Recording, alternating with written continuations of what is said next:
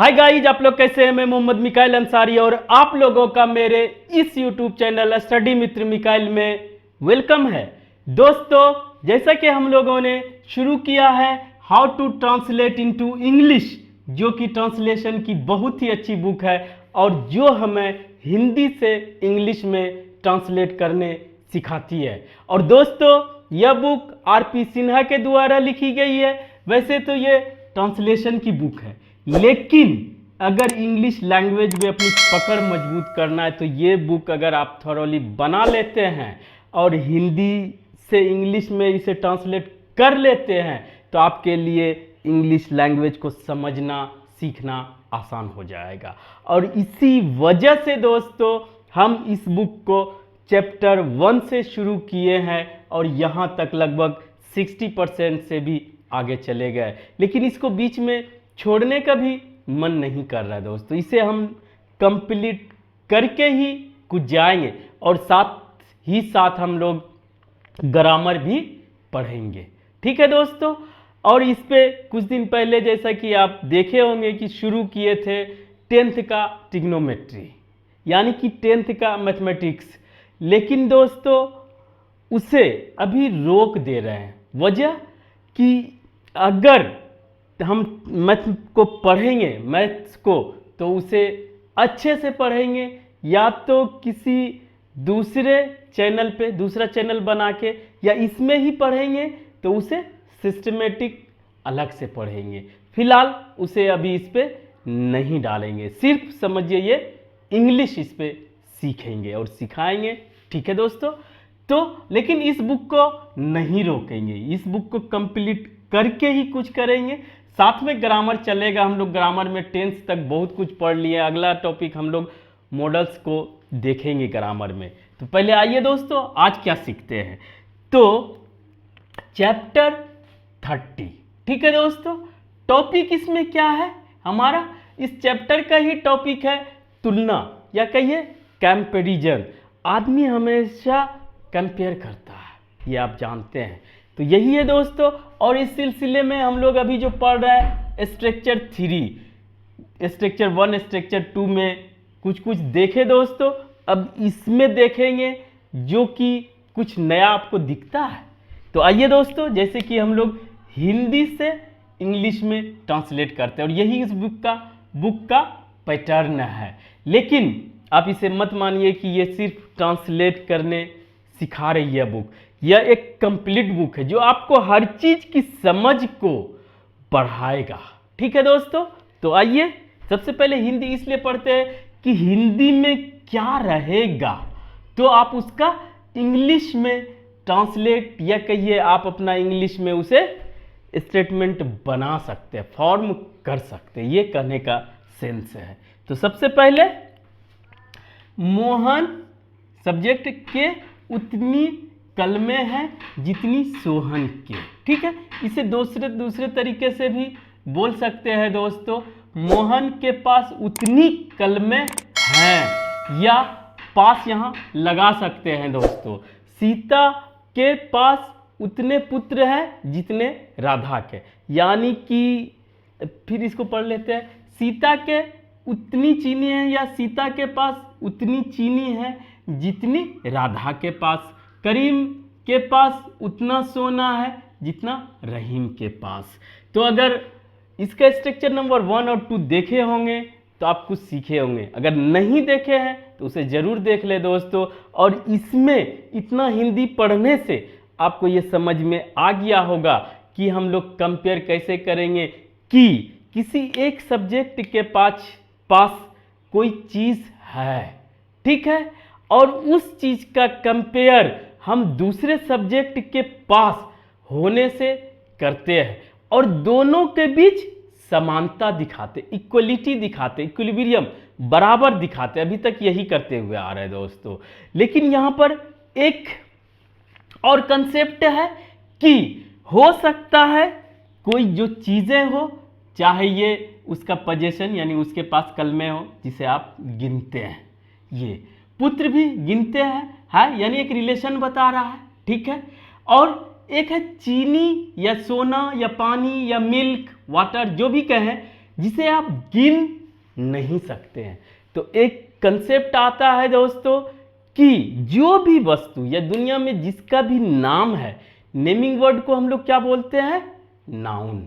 ठीक है, और उसमें से जिसे हम गिन सकते हैं, काउंट कर सकते हैं, सिंपल है, उसे काउंटेबल नाउन बोलते हैं। अगर उसमें से गिनने वाले में से अगर एक की बात करते हैं तो सिंगुलर बोला जाता है, और एक से ज्यादा की बात करते हैं तो प्लूरल बोला जाता है। ये नाउन की बात है। अब दूसरा, कुछ ऐसे भी चीज है जिसे गिना नहीं जा सकता, जिसे नापा तौला या सिर्फ फील महसूस किया जा सकता है, उसे हम लोग क्या करते हैं? एक के ही कैटेगरी में मानते हैं। जैसे चीनी को नापते, आप एक एक गिनते नहीं है। सोना, वाटर, मिल्क और बहुत कुछ है, मनी। तो ये सब को दोस्तों जिसको कि हम लोग गिन नहीं सकते, गिनते नहीं है, तो उसे हम लोग बोलते हैं अनकाउंटेबल नाउन। नाउन भी हम लोग क्लियर कर लिए, काउंटेबल नाउन और अनकाउंटेबल नाउन। और यहां पर देख ले, यहां पे जरूरत पड़े ना पड़े, अनकाउंटेबल नाउन को एक माना जाता है, चाहे वो जितना बड़ा हो, जितने पार्ट में हो। ठीक है, क्लियर। अगर ये कंसेप्ट क्लियर हो गया आपका, तो आप यहां पे आसानी से कंपेयर कर लेंगे कि मोहन के पास उसमें नहीं था बुक में, इसीलिए मोहन के उतनी कलमें है, ये गिन सकते हैं जितनी सोहन, यानी कि मोहन और सोहन के पास बराबर कलमें है। तो उसको कंपेयर अगर करेंगे दोस्तों, तो कैसे करेंगे? सबसे पहला सब्जेक्ट, फिर वर्ब, उसके अकॉर्डिंग जो भी आएगा, उसके बाद कंपेयर करने के लिए एज। अब दोस्तों जिसे हम लोग काउंट कर सकते हैं संख्या बताने के लिए, तो काउंटेबल नाउन, तो उसके लिए एज के बाद मैनी देंगे, यही यूज करेंगे। एज, मैनी और प्लूरल नाउन लगाएंगे यहां पे। ये भी बता दिए दोस्तों सिंगुलर क्या होता है, प्लूरल की जब एक से ज्यादा की बात। तो यहां पे हर हाल में आपको प्लूरल नाउन यूज करना होगा। उसके बाद एज।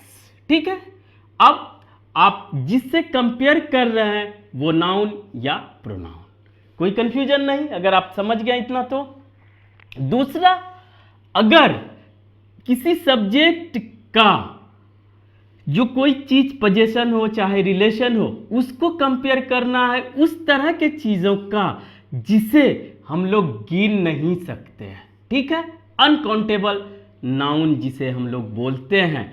और दोस्तों उसके पहले कंपेयर कर रहे हैं तो एज लगा देंगे, नाउन या प्रोनाउन। तो यहां पर क्या होगा, ये हमेशा सिंगुलर ही होता है, ये कभी प्लूरल नहीं होता है।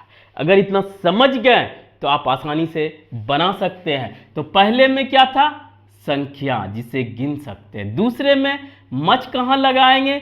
मात्रा, हिंदी में अगर कहें तो क्वांटिटी। ठीक है दोस्तों, अब बना के देखें। तो दोस्तों अब इसे बना के देखते हैं। जैसे सब्जेक्ट के रूप में क्या आएगा हमारा? मोहन। तो ये मोहन हो गया। अब अगर पोजीशन या रिलेशन बताना होता है तो हम लोग क्या यूज करते हैं? प्रेजेंट में हम लोग यूज करते हैं हैज या हैव, और पास्ट में दोस्तों हैड। ये हैज हैव हैड की बात है जो कि पहले भी देख चुके हैं, और यहां पर आप जानते हैं सिंगुलर के लिए साथ हैज यूज होता है। ठीक है दोस्तों, तो क्या होगा? मोहन हैज। अब वर्ब है, ये पोजीशन दिखा रहा है या relation, as many pens as Sohan, यानी कि मोहन के पास उतनी कलमें हैं जितने सोहन के पास, यानी पास है उसके लिए हैज या हैव यूज करेंगे। और उसके बाद कंपेयर करने के लिए दोस्तों यहां पे एज मैनी, क्योंकि काउंट कर सकते हैं। उसके बाद प्लूरल नाउन आएगा जिसका कंपेयर कर रहे हैं, पेन्स आएगा। उसके बाद जिससे कंपेयर कर रहे हैं सिर्फ वो सब्जेक्ट आएगा, सब्जेक्टिव केस अगर प्रोनाउन भी है तो। अब दोस्तों सीता के उतने पुत्र हैं, यहां पे रिलेशन बता रहा है, Sita has as many sons as Radha. कोई कंफ्यूजन? नहीं ना दोस्तों, जिसे काउंट कर सकते हैं वो प्लूरल, और जिसके से कंपेयर कर रहे हैं वो लास्ट में एज के बाद। सीता के उतनी चीनी है जितनी राधा के, सीता हैज एज ये काउंट नहीं कर सकती, इसीलिए दोस्तों मच सुगर एज राधा। ठीक है। करीम के उतने सोना है जितने रहीम के, Karim has as much gold as Rahim.